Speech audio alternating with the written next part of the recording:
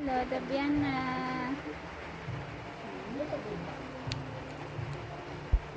Pero ikaw?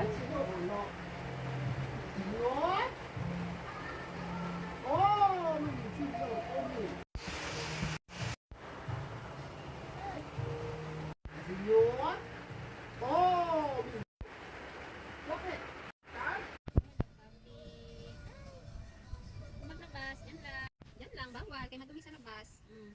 Kamakagat kayo. Yan lang. Hello. Ayan.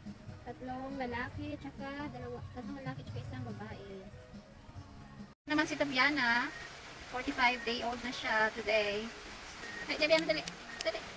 Si Tabiana, ayan. Siya lang isa dyan. Malaki na siya.